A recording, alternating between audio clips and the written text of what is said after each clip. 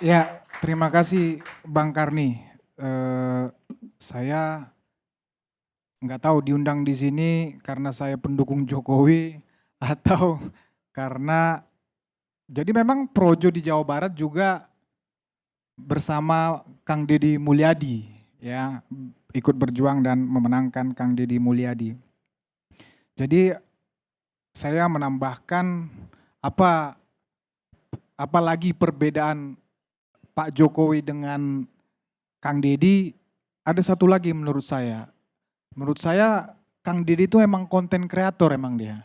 Konten kreator, dia memang menyiapkan konten untuk dia tahu persis lah apa yang harus dia lakukan. Tetapi saya jujur menilainya masih hal yang positif ya. Jadi sejak dia sebelum jadi gubernur, katakanlah itu memang disiapkan untuk beliau menjadi gubernur. Tetapi kenapa dia sangat apa ya disukai, fenomenal, dicintai rakyat sebelum waktu dia menjadi anggota DPR memang sudah langsung ya katakan konten-kontennya itu memang langsung bersentuhan dengan rakyat ya. Jangankan seorang pejabat seperti Kang Deddy ya, konten-konten di TikTok, di medsos yang bagi-bagi uang saja itu rame banget ya yang suka. Apalagi seorang pejabat datang tiba-tiba bagi duit kepada nenek-nenek, kepada anak yang tidak sekolah, dipanggil disekolahkan. Jadi beliau tahu persis ya apa yang disukai oleh masyarakat. Nah, setelah beliau jadi gubernur, ya ini konsisten, beliau konsisten dan sama, tahu persis. Jadi apa yang di luar disentuhnya, saya lihat ibu-ibu ini, Bang Karni.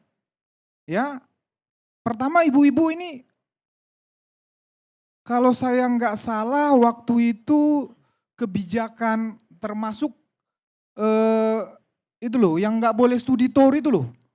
Itu kan sangat senang itu ibu-ibu yang katakanlah ekonominya terbatas anak-anak sekolah itu ya, Bang Karni. Jadi sangat senang. Kemudian ya yang sekarang zaman sekarang kan membesarkan anak, mendidik anak itu kan ya makanya laku tuh parenting-parenting itu Bang Karni. Jadi apa ya dengan Kang Deddy bicara apa tidak menggunakan handphone ke sekolah dilarang itu kan menjadi kebijakan ya. Ya, bahkan di tingkat pusat saja kita belum berani untuk itu. Tapi Kang Deddy ini nih orang tua ini banyak yang mentok dengan penggunaan handphone ini, penggunaan TikTok, medsos ini oleh anak-anak kan begitu. Kang Deddy langsung mengeluarkan peraturan kalau di sekolah nggak boleh.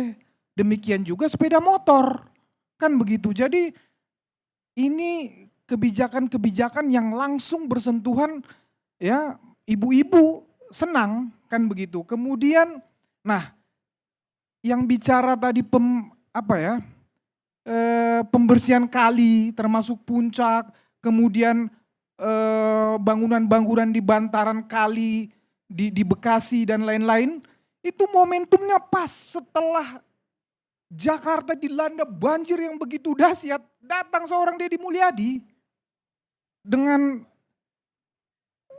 hero-nya itu ya, puncak dibenerin, Bekasi kali-kalinya bangunan semua diberesin, semua orang wow gitu loh.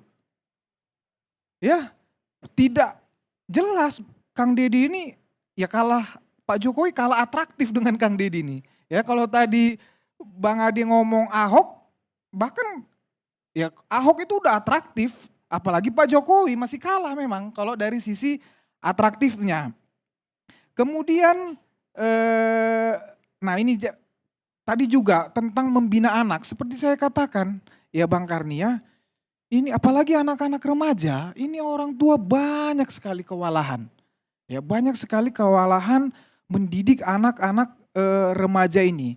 Jadi ketika dikeluarkan kebijakan bawa ke barak, Ya tentu Kang Deddy juga pinter kan, nggak sekonyong-konyong langsung ditarik dibawa ke barak, enggak kan. Dia minta persetujuan itu orang tua, sehingga argumen apapun menyerang beliau, dia tinggal jawab itu disetujui orang tuanya kan begitu kan. Jadi dia backup dirinya. Tapi yang paling penting adalah orang tua itu merasakan manfaatnya. Anaknya dididik di barak, oke lah mungkin ada 1-2 case, tapi Kang Deddy kan bilang, ya Kang Deddy bilang ini tidak akan berhenti di dalam berapa ini 2 minggu, 3 minggu, akan 6 bulan, ya 1 tahun akan dipantau terus. Ini semacam wajib lapor kepada mereka itu ya, diberikan wajib lapor. Saya rasa ini juga kebijakan yang menarik menurut saya, makanya persis tadi banyak daerah-daerah lain itu ya pengen menduplikasi seorang Kang Deddy ini menjadi kepala daerah di tempatnya masing-masing. Semua udah sekarang gila-gila Kang Deddy, Kang Deddy, Kang Deddy.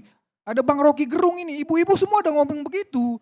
Kang Deddy anak saya gitu loh. Jadi memang luar biasa fenomena Kang Deddy ini. Kemudian juga kebijakan menurut saya yang membuat masyarakat Jawa Barat itu juga sangat katakanlah mencintai Kang Deddy. Nah, logika yang dibangunnya khususnya ini Kang Ono ya, yang itu loh apa? Membangun jalan infrastruktur yang disesuaikan dengan PAD dari PKB. Logikanya kan nyambung ya.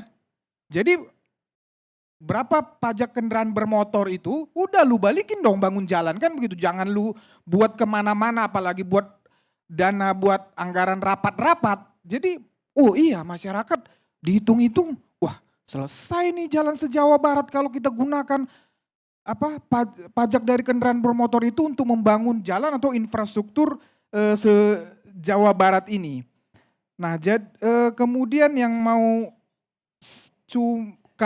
tadi juga saya juga sempat berpikir seharusnya seorang gubernur memang setahu saya memang tidak bersifat komando ya kepada kepada bupati maupun wali kota. Cuman saya lihat lagi itulah pintarnya Kang Deddy ini. Jadi substansi-substansi yang dia kritik, yang dia sampaikan atas kepala-kepala daerah tingkat 2 itu, yaitu kembali tadi, substansinya benar dan disukai masyarakat. Contoh, ya kayak Luki, ya melanggar peraturan pula dia kan, jadi dibenarkan oleh masyarakat. Jadi sekali lagi